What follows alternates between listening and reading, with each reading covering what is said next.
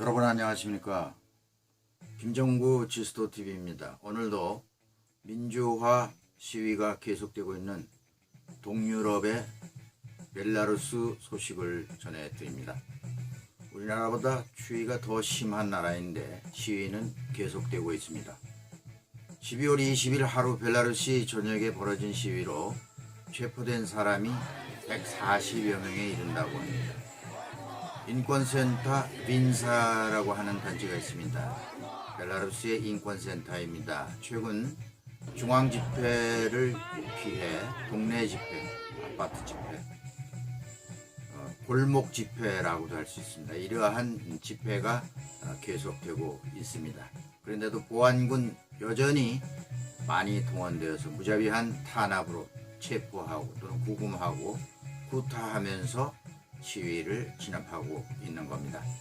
특이한 것은 민스크에서 트랙터 집회가 시작되었다고 하는 겁니다.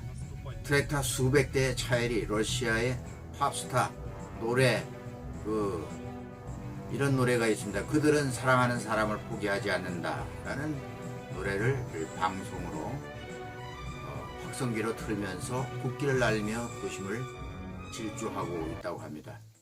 현지 전문가의 말을 빌면은 2021년이 되면은 시위가 다양하게 어떤 방향으로 시위가 전개될지 그런 광경이라고 합니다.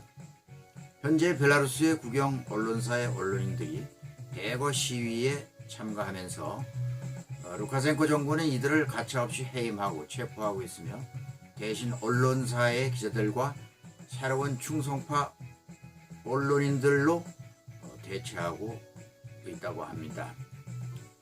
지난 12월 23일에는 벨라루스 언론연대 대표인 율리아 스루츠카야가 해외에서 돌아오는 즉시 체포되었는데 당국의 체포 이유는 조세법 위반이라고 한다고 합니다. 현재 벨라루스에 구금된 국내외 언론인들이 약 350여 명에 달한다라는 소문이 있습니다. 이런 사태가 벌어지자 언론 방송사들은 부족한 인력을 러시아로부터 공수해오고 있다고 합니다. 게스트 언론인으로 고용하고 있는 것으로 나타났습니다. 전문가들이 사임하고 있기 때문에 TV 방영 등의 수준이 질이 떨어진다는 그런 얘기가 당연히 나오고 있습니다. 그리고 기존에 쫓겨난 야권 성향의 전문 언론인들은 SNS에 의존하면서 국내 사정을 틈틈이 수시로 전하면서 독재 정권과 싸우고 있습니다. 러시아에서 공급된 TV 기자 등 전문 인력들은 기존 벨라루스인이 받던 보수보다 훨씬 많은 보수를 받고 있는데 벨라루스인들은 남의 뼈를 자기 호주머니로 감싸고 있다. 이런 말을 하고 있다고 합니다. 내국인의 일자리를 대거 빼앗아서 외국인에게 주고 있다는 이야기입니다. 야권 중심의 이들 미디어 중에서 돋보이는 미디어가 있습니다. 지나 크로모라고 하는 사람이 운영하는 벨사 TV는 폴란드가 일부 지원하는 온라인 TV입니다. 유럽과 벨라루스 관련 뉴스를 송출하며 근래에 와서 루카센코 독재의 상당한 비판적 뉴스를 중심으로 보도하고 있습니다. 벨사 TV를 잠시 소개하면 2007년 무렵 폴란드 바르샤바에 본부를 두고 민스크에 지부를 두고 있습니다. 방영 언어는 벨라루시아어, 러시아어, 영어, 폴란드어 다양한 언어로 케이블 TV로 채널을 갖추고 있고 정부 간섭을 피해 디지털 네트워크로 송출하고 있습니다.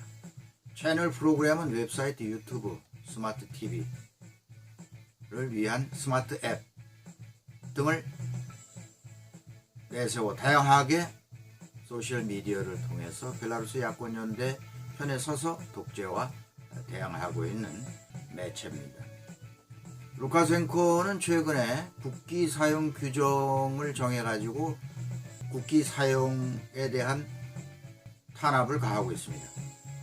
지난주 민스크시 경찰서는 벨라루스 시민들에게 자신의 창문이나 발코니에도 미등록 상징을 걸지 말라고 경고하면서 행정법에 따라 처벌을 받을 수 있다 경고했습니다. 국기 사용에 관한 엄격한 탄압이 한층 강화되고 있습니다. 하지만 루카셴코도 그가 초대 대통령에 취임할 때 이 백홍백기, 흰 바탕에 붉은 선이 그려져 있는 백홍백기 앞에서 선서를 했기 때문에 지금 와서 통제를 가한다고 하는 것은 상당한 아이러니가 아닐 수 없습니다. 그 후 1996년 국기를 적색, 녹색 고유 문양을 넣은 국기로 바꾸었습니다. 벨라루스에서는 백홍백기가 더 오랜 국기인 그런 셈인데 오늘날에 와서 이 전통 국기는 반정부 세력, 야권 세력의 상징이 되어 있다는 것입니다. 민스크 경찰은 백홍백기를 걸기 위한 20개 정도의 프로토콜을 작성해서 법원과 공유하고 있습니다. 하지만 국기의 다양한 표시 방법은 경찰이 따라가지 못하고 있습니다. 너무나 다양하게 국기를 상징하는 루카셴코 정부의 반독재를 상징하는 국기 운동이 벌어지고 있는 거죠. 정보전쟁도 시위대가 앞서가는 듯합니다.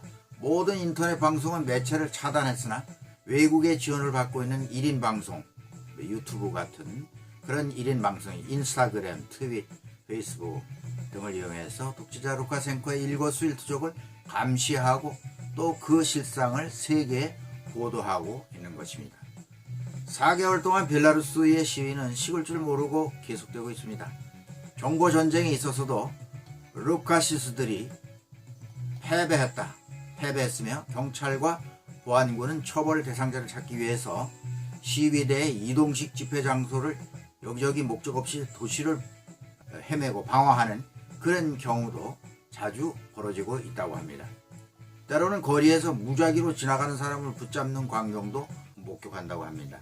루카셴코에게 잘 보이기 위해서 폭행을 하고 체포하고 고문하고 또 카메라로 촬영도 하는데 이러한 충성파의 속내는 루카셴코에게 잘 보이기 위한 그런 행동을 다 알고 있다는 이야기입니다.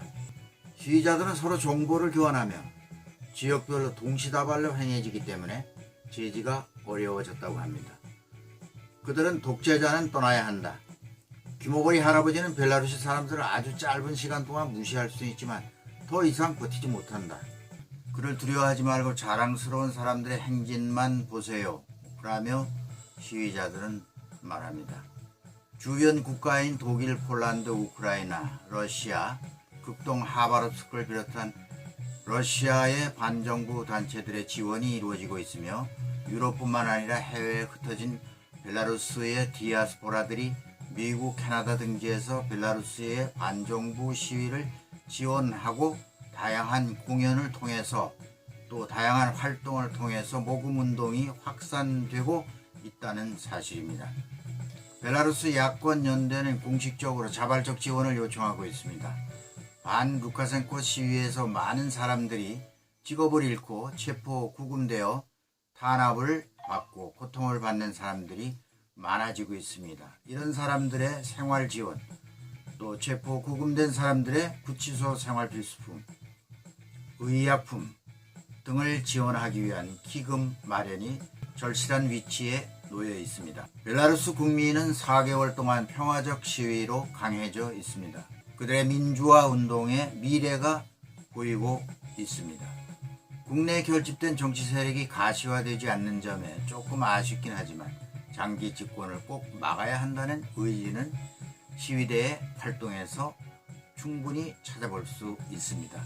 루카시스들도 이들을 알기 때문에 집요하게 야권의 세력 형성을 막고 있는 것으로 보이며 배후에는 비밀정보원인 KGB의 살라미 전법으로 소리 없이 유력자를 감시하거나 구금하고 체포하는 것으로 알려져 있습니다. 최악의 위기에는 경찰과 군대의 폭력으로 사태를 해결한다는 계획이 마련되어 있는 것으로 보이고 있습니다. 그렇지만 그것은 그가 10년 전 권력 지키기에 성공한 하나의 케이스에 불과하다는 사실을 벨라루스인들은 경험을 통해서 알고 있습니다. 벨라루시의 정치 체제는 다시 돌아올 수 없는 강을 건넌 것으로 보입니다. 루카셴코의 권좌 유지에 관계없이 어떤 방향으로든 변화할 것으로 관측됩니다. 지금과는 다른 나라가 되어가고 있다는 현실을 보고 있는 것입니다. 현상 유지는 이미 깨졌고 돌아갈 수 없다는 것이 확실합니다. 많은 벨라루시아인들이 우리는 용서하지 않을 것이며 잊지 않을 것이며 비장한 각오로 임하고 있다, 이렇게 말하고 있습니다. 야권 지도부 삼총사 소식을 잠깐 전해드리겠습니다. 대표 인물인 티하노프스카야는 현재 유럽연합위원회와 독일 정부를 통하여 모국의 코로나 백신 공급과 벨라루스의 확진자를 도울 수 있는 지원 인력에 대해서 협의하고 있다고 그의 언론 담당이 발표했습니다. EU는 백신을 벨라루스 지원 의약품에 일괄하여 지원한다는 방향을 정한 것으로 알려졌습니다.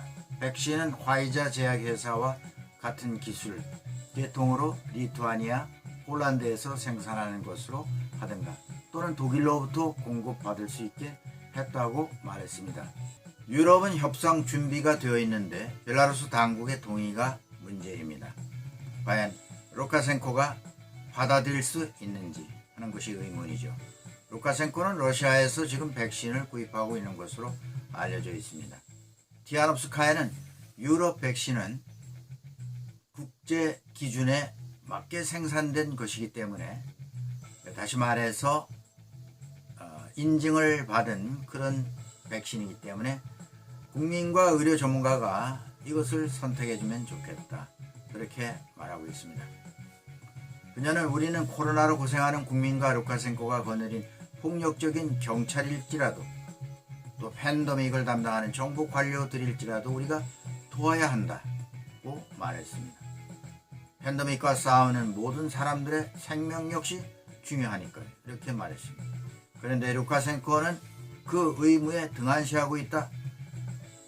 이제 우리의 손으로 직접 책임질 준비가 되어 있고, 그래서 백신 문제와 수천 명에 달하는 우리 국민들의 생명을 구할 수 있는 일에 우리는 고심하고 있다, 이렇게 말했다고 합니다.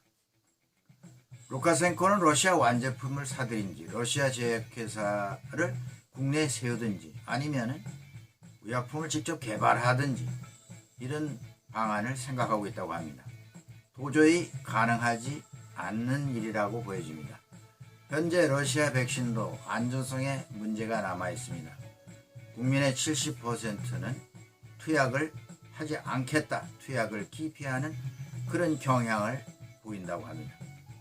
10월 소련의 타스통신은 그녀가 루카셴코 정부로부터 지명 수배되었다는 사실이 알려졌습니다. 러시아 수배자 명단에도 티하노프스카야가 알려진 것으로 전해지고 있습니다. 혐의는 국가 안보를 위협하는 선동을 했다, 또 정권 탈취를 목표로 활동하고 있다, 이런 내용으로 수배자의 명단에 올렸는데, 이 내용은 소련의 타스 통신이 발표했습니다. 3인방의 하나인 베로니카 텝스칼로와 남편 발레리 텝스칼로의 근황입니다. 처음에 폴란드로 피신했었지만 최근 라트비아 수도 리가로 가족과 이사를 마친 것으로 알려졌습니다. 거기서 독재의 탄압을 받는 벨라루스 여성들과 라트비아로 정치적 망명을 한 여성들을 돕기 위하여 기금을 만드는 일을 하고 있다고 알려졌습니다. 가족은 남편 발레리 텝스칼로와 두 아들을 두고 있는 것으로 알려졌습니다. 학교는 러시아 학교를 보내야 하는데 인접 국가에 알아보고 있다는 사실이 전해지고 있습니다. 그녀 역시 신분상 위협을 느끼고 있지만 라트비아의 정치적 망명을 요청하지는 않았다고 합니다. 벨라루스에 있는 아파트와 모든 생활도구, 하다못해 청소기, 텔레비전 다 차압되고 은행 계좌도 물론 압수되어 버린 상태라고 합니다. 그가 라트비아에서 주동적으로 만든 펀드 조직은 이미 등록이 완료되어 이사회가 열렸다고 합니다. 그럼 우리 3인방 세 사람은 벨라루스의 여성이 진정한 참정권을 가졌다는 점을 알렸으며 여성 스스로 모든 일을 처리할 수 있다는 점을 이번에 보여주었다고 말했습니다. 앞으로는 이 재단의 목적은 보다 더 여성들의 리더십을 개발하는 것이 목표라고 했으며 지금 당장의 목적은 감옥에서 탄압받는 젊은 여성들을 돕는 일이라고 말했습니다. 또한 국외에서 디아스포라와 함께 벨라루스로부터 온 난민을 돌보는 일과 국내에서 일어나는 일에 몰두하고 있다고 합니다. 그의 남편 역시 대선 후보로 나섰던 인물입니다. 이 후보가 거절됐지만 7월에 나라를 떠났었고 부인인 그녀는 티하노프스카야와 콜레스니코바 두 사람과 합류해서 투쟁에 나섰지만 9월에 신변의 안전을 우려해서 아이와 함께 민스크를 떠난 것으로 알려졌습니다. 또 한 사람인 마리아 콜레스니코바는 민스크의 연금 상태로 있는 것으로 알려졌습니다. 콜레스니코바는 우크라이나로 가다가 다시 돌아온 것으로 알려진 인물이죠. 코로나와 관련하여 독립후 총리였던 벨라체스라프 케비치라고 하는 분이 있습니다. 이 노인은 12월 9일 84세로 코로나19로 사망했습니다. 초대 대통령 선거에서 루카셴코의 강력한 라이벌이었었습니다. 그는 11월 26일 확진을 받고 입원 조치되었으나 이번에 사망했습니다. 시위 도중에 체포된 사람들이 구금센터라는 곳으로 가게 되어 있는데 이 구금센터에서 지내게 되는 동안 확진자가 계속 발생되고 있습니다. 코로나로 확진자 중에 사망하는 자가 나타나기 시작했기 때문에 이 소식에 벨라루스는 암울한 상태에 빠지게 되었습니다. 지난 11월 8일에 시위 도중 체포되어 구금되었던 2008 미스 벨라루스 올가 키친코바가 42일 만에 12월 22일에 석방되었다고 합니다. 그는 친구와 친지의 도움을 받으며 집으로 향했는데 혹시 외국으로 망명할 생각이 없느냐 이런 질문을 누가 던졌다고 합니다. 난 여기가 좋다. 내 조국이다. 조국이 더 좋다 라는 말을 함으로써 그의 애국심을 엿볼 수 있었습니다. 네, 오늘은 여기까지 하겠습니다. 시청해 주셔서 감사합니다. 구독도 눌러주셨으면 고맙겠습니다.